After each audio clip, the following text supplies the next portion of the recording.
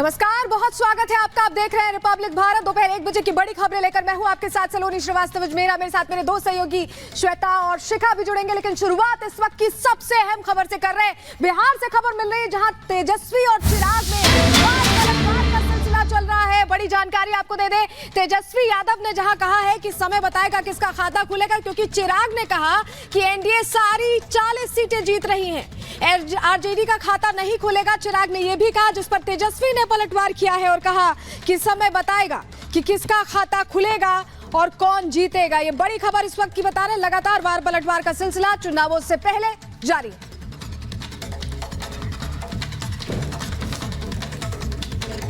देश की जनता भ्रष्टाचार को कभी बर्दाश्त नहीं कर सकती, और ये पूरा गठबंधन, जब ये लोग दिल्ली में भी गए थे रैली करने केजरीवाल जी के जेल जाने के बाद, उस मंच पे कौन लोग थे भैया?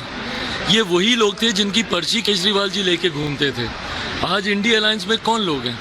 वही लोग हैं जिनकी पर्चियों के नाम लिखकर केजरीवाल जी बोलते थे कि ये लोग भ्रष्ट लोग हैं। तो आज वही भ्रष्ट लोग एक साथ एकजुट होकर इंडिया अलायंस उसको अपना नाम देकर ये लोग एक गठबंधन का हिस्सा बने हैं। ऐसे में देश की जनता ने पहले भी कई बार इनको नकारा है, आगे भी नकारा।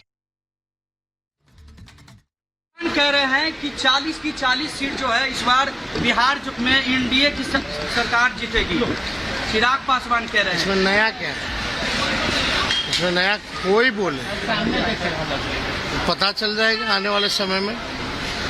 घर तो छिड़ाना गया है। और इसी बीच आपको बता दें, जयवीर सिंह ने किया मैनपुरी से नामांकन, और नामांकन के बाद वो रिपब्लिक भारत से बोले कि मैनपुरी में इस बार कमल ही खिलेगा। यादव ने आखिर मैनपुरी के लिए किया ही क्या है? जयवीर सिंह, जिन्होंने मैनपुरी से नामांकन भरा, नामांकन के बाद रिपब्लिक भारत से बात की और बातचीत में बोले जयवीर, मैनपुरी में इस बार कमल ही खिलेगा। डिंपल ने मैनपुरी के लिए आखिर क्या किया, आइए सुनते हैं।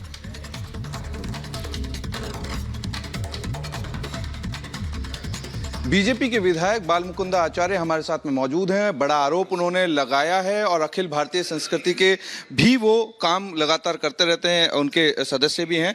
महाराज जी, क्या आज विषय है, क्यों आप कलेक्ट्रेट में पहुंचे आज? देखिए, ऐसा है, जयपुर में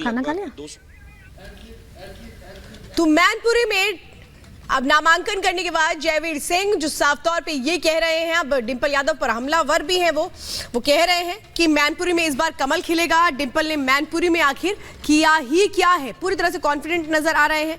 नामांकन करने के बाद लोगों के बीच भी गए हैं और बड़े दावे किए जा रहे हैं, और साफ तौर पर यह कहा जा रहा है कि डिंपल यादव जो कहते हैं कि उनका क्षेत्र है, उन्होंने किया क्या है। जयवीर सिंह हमारे संग बात करने के लिए मौजूद है। आज नामांकन किया है, सिर्फ चुनौती बड़ी है आपके सामने? कोई चुनौती नहीं। लोकतंत्र में चुनौती नहीं होती। जनता का दिल, जनता का विश्वास, जनता की आशीर्वाद, यही होता है। और मैनपुरी की जनता का आशीर्वाद भारतीय जनता पार्टी को, आदरणीय मोदी जी को, आदरणीय योगी जी के कार्यक्रमों, नीतियों, रीतियों को मिल चुका है। उसी के बल पर यहाँ कमल खिलने जा रहा है, भगवा लहराने जा रहा है। आपने नामांकन किया है, पिछली बार जब उपचुनाव हुए थे, उपचुनाव परिणाम के बाद अखिलेश यादव आपको ही घेरते हुए दिखाई दिए थे, कह रहे थे कि आपकी मदद मिली। आज तो आप ही सीधे चुनौती देने। अगर हमें ही जिताते रहे तो हमें ही जीतेंगे। अगर वे कहते हैं कि हमें उन्हें जिताते रहे हैं तो फिर तो उन्हें छोड़ देना चाहिए। काहे के लिए अपनी पत्नी को लड़ाए फिर हम जिताते रहे तो अब की बार हमारे लिए छोड़ दो, हम जीतेंगे, लड़के भी जीतेंगे, विनड़े भी जीतेंगे। डिंपल यादव सांसद के तौर पर कैसे उनके परफॉर्मेंस को देखते हैं आप? आपका इलाका है, आप खुद भी। अब ये जनता बताएगी।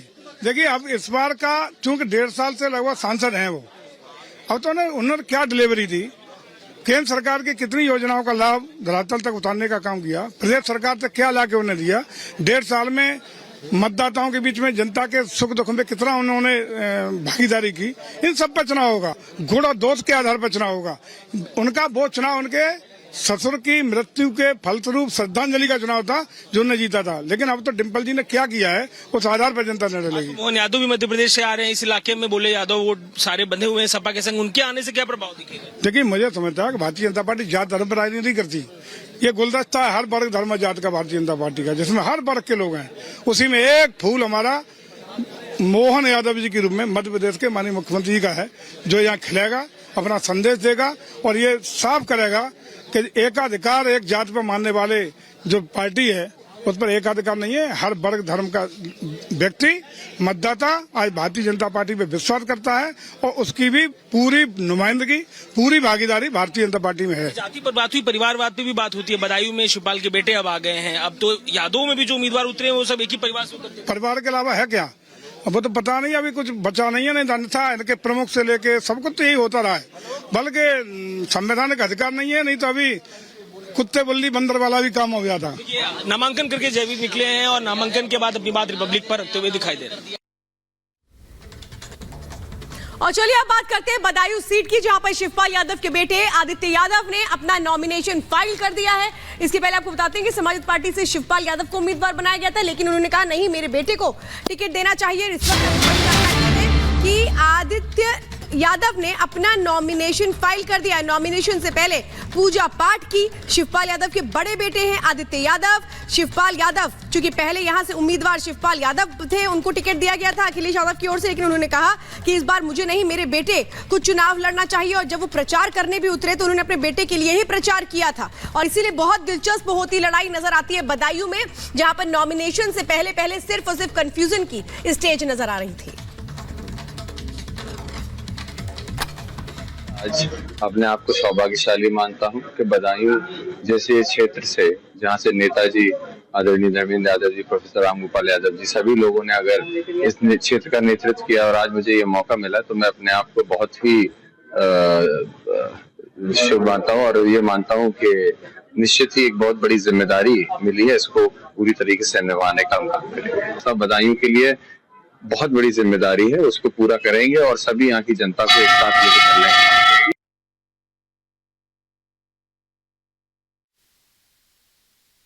तो शिवपाल यादव के बड़े बेटे हैं आदित्य यादव, जिन्होंने अपना नॉमिनेशन फाइल किया है। नॉमिनेशन से पहले देखिए किस तरह से पूजा पाठ भी की गई, लेकिन बदायूं की सीट ये कहें कि सिर्फ और सिर्फ कश्मकश होती नजर आ रही थी यहाँ पे, क्योंकि शिवपाल यादव को जब यहाँ से उतारा गया था पार्टी की ओर से, उसके बाद वो हाँ और ना में जवाब नहीं दे रहे थे। उन्होंने अखिलेश को कहा था कि इस सीट से इस बार उनके बेटे को देना चाहिए टिकट, और आखिरकार नॉमिनेशन उनके बेटे ने फाइल कर दिया है, क्योंकि बेटे के लिए ही प्रचार करते वो नजर आ रहे थे।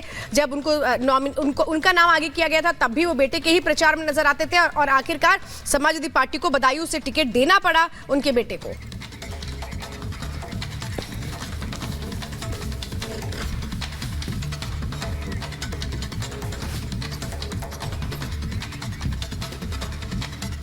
कांग्रेस नेता राहुल गांधी की सियासी समझ और चुनावी रणनीति पर एक बार फिर सवाल खड़े हो गए हैं। कांग्रेस के पूर्व दिग्गज नेता गुलाम नबी आजाद ने आरोप लगाया है कि राहुल देश के मूल मुद्दों से भटक गए हैं और इसीलिए जनता लगातार पार्टी को नकार रही है।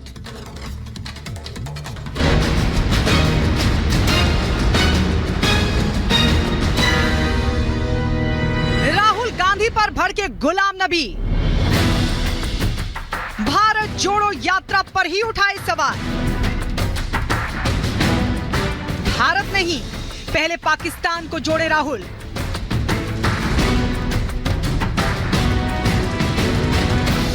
जम्मू कश्मीर के दिग्गज नेता गुलाम नबी आजाद ने राहुल गांधी और कांग्रेस पर सीधा हमला किया है। आजाद ने राहुल और कांग्रेस की सियासी और चुनावी समझ पर ही सवाल उठा दिए हैं। राहुल गांधी की न्याय यात्रा को निरर्थक बताते हुए आजाद ने दावा किया कि राहुल देश के असल मुद्दों से अनजान हैं, इसीलिए देश जोड़ने के लिए उन्होंने यात्रा निकाल ली। जम्मू कश्मीर में एक रैली को संबोधित करते हुए गुलाम नबी आजाद ने राहुल गांधी को जमकर खरी खोटी सुनाई।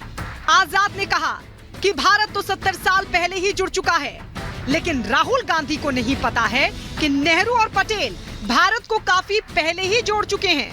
गुलाम नबी आजाद ने कहा कि कांग्रेस के पास अब कोई सोच नहीं बची है, इसलिए पार्टी देश के असल मुद्दों को पकड़ ही नहीं पा रही है।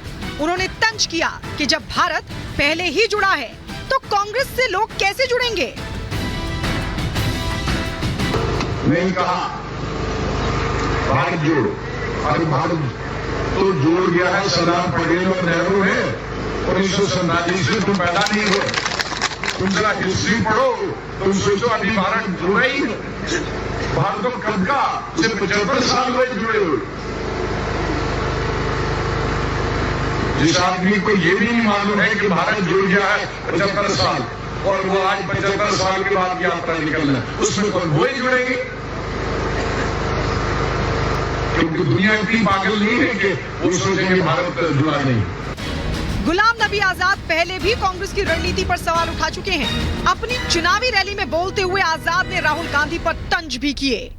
आजाद ने कहा कि पाकिस्तान टूट चुका है, अगर उन्हें जोड़ना ही था तो वो पहले पाकिस्तान और बांग्लादेश को आपस में जोड़ दें। कौन सा एक हिस्सा हमारे हिंदुस्तान का टूट गया? पाकिस्तान का टूट गया। वहां जाओ लोग, बांग्लादेश और पाकिस्तान, यहाँ तो कोई टूटा नहीं, यहाँ तो सब जुड़े हैं, कश्मीर से कन्याकुमारी तक। तो जिनको मुद्दा नहीं मालूम कि देश का मुद्दा क्या है, देश का मुद्दा महंगाई है, देश का मुद्दा बेकारी है, देश का मुद्दा बेरोजगारी है। राहुल गांधी पर हुए इस हमले से कांग्रेस तिलमिला गई है। कांग्रेस ने भी आजाद पर जबरदस्त पलटवार किया है। कांग्रेस नेता उदित राज ने कहा कि खुद गुलाम नबी आजाद की सारी सियासत कांग्रेस के भरोसे रही है। जनता से दूर रहने वाले आजाद जैसे नेताओं को जनता खुद जवाब देगी। गुलाम नबी आजाद को भी ये भी नहीं पता है कि या होगा कि जो पार्टी बनाई वो जुड़ी नहीं है, टूट गई है, नाम है। तो उनको चूँकि कांग्रेस लगातार राज्यसभा भेजती रही है, कोई मेहनत और मशक्कत से जीत के तो आते नहीं थे। आपको बता दें कि गुलाम नबी आजाद ने अपनी उपेक्षा की वजह से कांग्रेस छोड़ दी थी। पार्टी छोड़ते वक्त आजाद ने दावा किया था कि कांग्रेस पूरी तरह से जनता से कट चुकी है और उसका शीर्ष नेतृत्व चाटुकारों से घिरा हुआ है। अब आजाद अपनी पार्टी बनाकर जम्मू कश्मीर में चुनाव लड़ रहे हैं। जम्मू कश्मीर में उनका मुकाबला उनकी पुरानी पार्टी कांग्रेस से भी है, इसीलिए कांग्रेस और उनके नेताओं के खिलाफ आजाद मोर्चा खोले हुए हैं। Bureau report, Republic Bharat. और इसी बीच आपको बता दें कि तिहाड़ में केजरीवाल से मिले हैं भगवंत मान। पंजाब के सीएम भगवंत मान अरविंद केजरीवाल से कहा कि बीच में शीशा रखा गया था और उनको एक दूसरे के चेहरे भी साफ नहीं दिखाई दे रहे थे। ये भगवंत मान मिलने के बाद कह रहे हैं बीजेपी को ये बहुत महंगा पड़ेगा। ये भी कह रहे हैं, धमकी देते हुए यहां पर नजर आए। स्कूलों और बिजली की जानकारी भी ली है। तिहाड़ में केजरीवाल से मिलने पहुंचे भगवंत मान, मिलते समय बीच में शीशा रखा गया, ये वो बता रहे हैं। हमारे चेहरे भी साफ नहीं दिख रहे। आइए सुनते हैं। क्योंकि अरविंद केजरीवाल जो कट्टर ईमानदार है, जिसने पारदर्शिता की राजनीति शुरू की, बीजेपी की राजनीति खत्म की, उनको ऐसे ट्रीट किया जा रहा है। आज मुझे थोड़ा टाइम लगा अपने आप को संभालने में। मैंने अरविंद जी से पूछा कि आप कैसे हो। उन्होंने कहा चलो मेरी चिंता मत करो, ये बताओ पंजाब का हाल कैसा है। पंजाब में स्कूल बन रहे हैं अच्छे, पंजाब में जो गेहूं की फसल को मंडियों में उठाने का प्रबंध हो गए अच्छे, पंजाब में जो आम आदमी क्लिनिक अच्छे चल रहे हैं, पंजाब में बिजली फ्री मिल रही है। क्योंकि हम लोग तो काम की राजनीति करते हैं, हम नाम की राजनीति नहीं करते। तो मैंने कहा जी बिल्कुल पंजाब भी अच्छा है। असम में जाके आया हूँ, गुजरात जा रहा हूँ, कल दिल्ली में भी प्रचार करूंगा, कुरुक्षेत्र गया हूँ।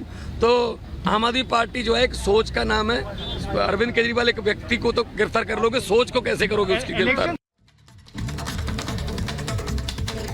तो शीशा रखा गया, मान ये कह रहे हैं हमारे चेहरे भी साफ नहीं दिख रहे थे, ये आरोप लगाए हैं। और इस पर भी एक तरह से आरोप की राजनीति चल रही है। मुलाकात के बाद हमारे सहयोगी जतिन हमारे साथ जुड़ रहे हैं, उनका रुख करेंगे। जतिन, आप हमें सुन पा रहे हैं?